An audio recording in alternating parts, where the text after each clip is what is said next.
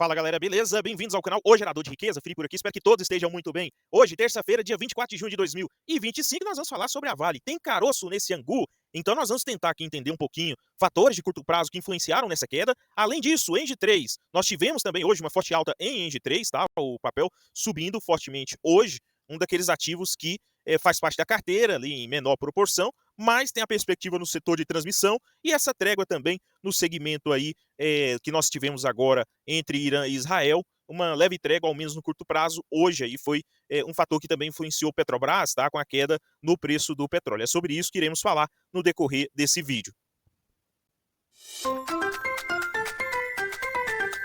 Pessoal, para começar então, o que nós tivemos hoje? Nós tivemos um pregão marcado por alguns ativos com característica interessante, é o caso da Engie Brasil, 5% de alta hoje, 43,55. Petrobras, queda de 1,97, próximo novamente dos R$ 30, né, nos 31,37. Nós tivemos Vale, mantendo ali no 0 a 0 nos R$ 50. E Banco do Brasil, depois de muitos pregões, com uma alta de 1,66, chegando ainda no 0 a 0 nos 21,44, ao menos no curto prazo, sem nenhuma demanda forte de compra, e Semin 3 nos 4,90, 0,41 de queda também hoje, tá? Vamos começar falando sobre a Petrobras, nos 31,37, 1,97% de queda hoje. Tivemos alguns fatores, um deles é a questão do preço do petróleo, Brent, despencar, tá? Arrastando não só a Petrobras, mas também as outras empresas, né? As Junior Oils, então, empresas que datam do segmento de petróleo e foram influenciadas com um cessar-fogo, entre aspas, né? Uma trégua, entre aspas, ao menos no curto prazo. Isso pode mudar se nós tivermos novamente alguma perspectiva de aí dificuldade em chegar a denominador comum entre Israel e Irã. Por mais, né, que isso é muito positivo, ao menos no curto prazo, em uma guerra dessa sempre o cidadão comum sai como perdedor, mas tá, esse cessar-fogo agora volta com foco para Gaza, tá? Então nós vamos acompanhar qualquer alteração do cenário, nós traremos aqui com muito foco também nesse quesito, tá? Então, essa questão da menor alta, né, do petróleo Brent, praticamente devolvendo a alta expansionista de curto prazo, pode diminuir talvez aquela expectativa com relação a dividendos extraordinários e também uma precificação melhor, ao menos no curto prazo, de oportunidade para a Petrobras. Mas sempre é bom, né, acompanhando de perto, é um setor que há vários fatores que influenciam no curto prazo e, mesmo assim, no longo prazo é uma empresa de qualidade, tá? Há outros fatores também no radar, como leilão, como leilões, né, próximos de petróleo também no país. A questão da margem equatorial acendeu maior alerta no curto prazo com essa questão da guerra entre Irã e Iraque. E hoje, né, nós tivemos aí também uma reportagem falando sobre a questão do gerente executivo anunciar parceria de etanol ainda nesse ano, que pode trazer ali mais valor para a empresa, tá? Olhando a questão da defasagem, né, do desconto ou deságio em relação ao preço internacional, você vê aqui uma variação. No dia 22, tá? Aliás, no dia 20, esse número chegou a 18% e depois, né, chegou a cerca de 19% no dia 23, ontem, e hoje já fecha aí com 12%. Então, uma variação para nós que estamos no Brasil positiva, né, ao menos no curto prazo, porque isso daqui é inflacionário, é repassado lá no preço para qualquer, né, transporte logístico de qualquer item aí, né, é repassado lá nas tarifas e tudo mais. E também, né, em todos os insumos de setores, você tem esse repasse para diferentes segmentos, tá? Então, essa inflação, esse teor de inflação já não é positivo para um cenário tão adverso, né, com uma taxa de juros tão alta, ao menos no curto prazo, pensando aí no curto prazo para não só o investidor, mas o cidadão comum brasileiro, tá? Olhando, seguindo adiante, Banco do Brasil, 21,44, 1,66 de queda hoje. O que nós temos? Banco do Brasil continua tendo preço-alvo cortado.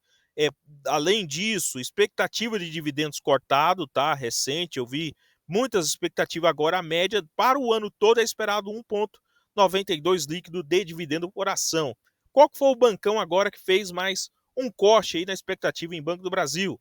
Goldman Sachs corta preço-alvo devido à pressão no crédito rural. Então, Goldman Sachs acredita, tá, que a projeção de lucro recorrente para o Banco do Brasil é uma queda, né, de 22% para 2025, sendo que pode ficar na casa, tá, aí dos 25 bilhões ou algo 30, entre 30 a 25% inferior ao guidance lá do início do ano apresentado pela diretoria, sendo que a estimativa é de um ROI para 13% em 2025 e 16% para o ano de 2026, com menor também distribuição de lucro aos acionistas. Então, é mais uma recomendação aí com relação ao Banco do Brasil. Virando um pouco a chave, Engie Brasil nos 43,55.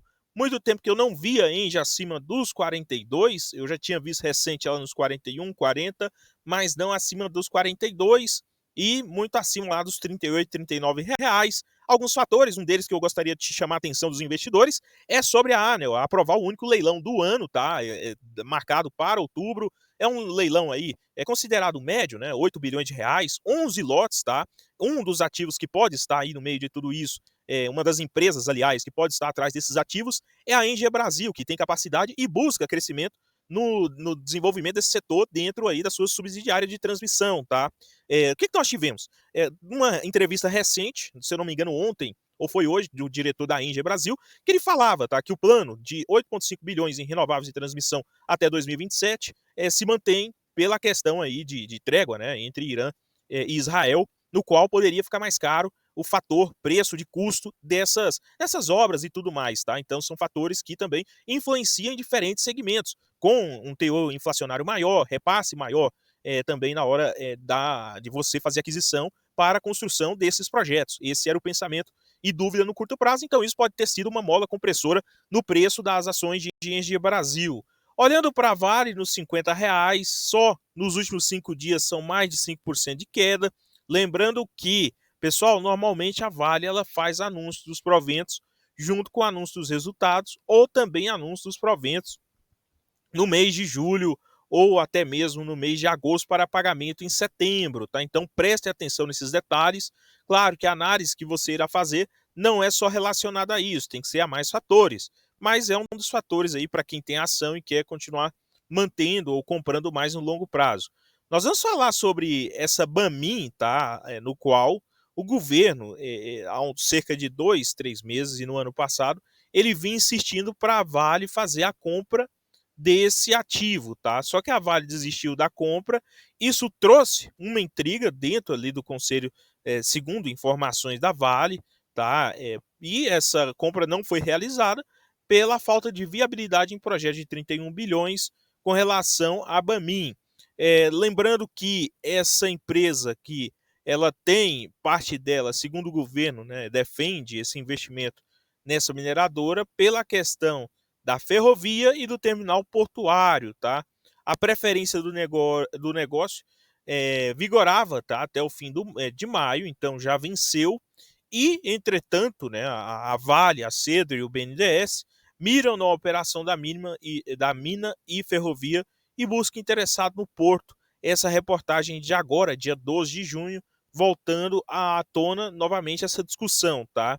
E ontem nós tivemos uma notícia que o BNDES anunciou 10 bilhões para comprar participações acionárias de empresas brasileiras. A questão aqui é a seguinte: é que essas compras serão feitas ano a ano, segundo o BNDES, e a Vale pode sim, muito bem, estar no radar, né?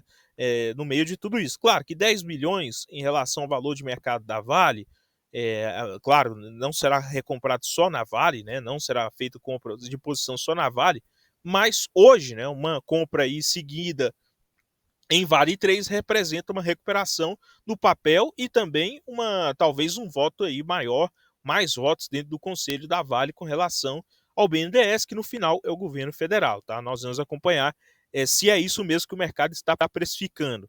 Aqui, uma boa postagem do Nilson Marcelo, da Top Graphics, um estudo muito bom por parte dele, né? Uma análise, e ele fala aqui, nova pressão vendedora chegando, a plataforma dele identificou uma operação assimétrica com uma relação de quase 1,4, no qual aí uma posição montada em opções, travado em puts ATM e OTM, montada pela corretora Tuelet, né? Tulet, aliás, tá? Com um potencial de lucro alvo até nos 3,50, tá? Então, aí há quem saiba de alguma coisa. Será que alguém saiba de alguma coisa que nós não sabemos? A questão aí que deve ter mais pressão vendedora por parte contra a Vale, e isso pode nos trazer o papel abaixo, quem sabe, aí dos 50. Vamos acompanhar, tá?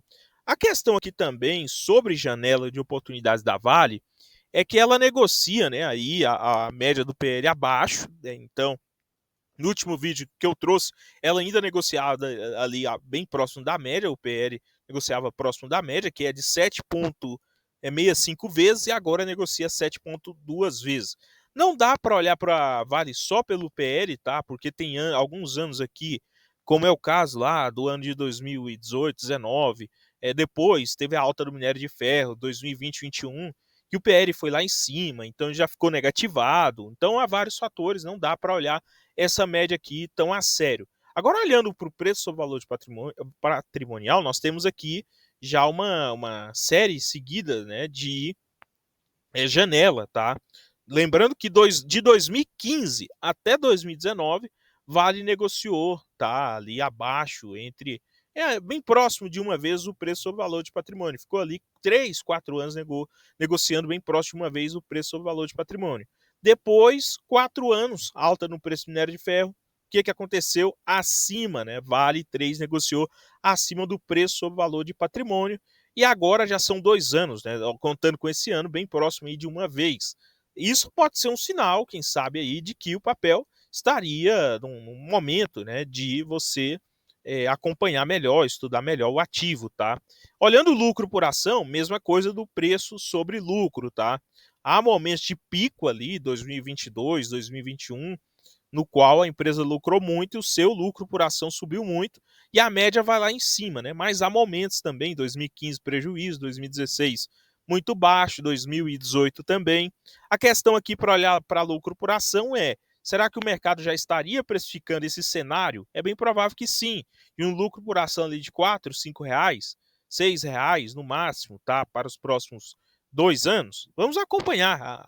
Aqui nós temos esses fatores, tá? Mas é importante acompanhar como que irá se desenrolar. Olhando para a VPA, mesma janela do preço sobre valor de patrimônio, tá? Então é basicamente a mesma informação, entretanto, todavia, né, que o VPA ele cresceu na faixa ali de 5 anos, né, saiu dos 28 para os 38 em 5 anos. E se encontra, né, aí o valor patrimonial por ação dos 40, desde então, né, está aí há um período, uma janela, essa janela com a dificuldade no crescimento do valor patrimonial por ação da Vale, ao menos no curto prazo. Mas vamos acompanhar também essa alta aí, quem sabe, do valor patrimonial por ação, que normalmente significa alta no preço do também essa alta aí, quem sabe, do valor patrimonial por ação, que normalmente significa alta no preço do também essa alta aí, quem sabe, do valor patrimonial por ação, que normalmente significa alta no preço do também essa alta aí, quem sabe, do valor patrimonial por ação, que normalmente significa alta no preço do também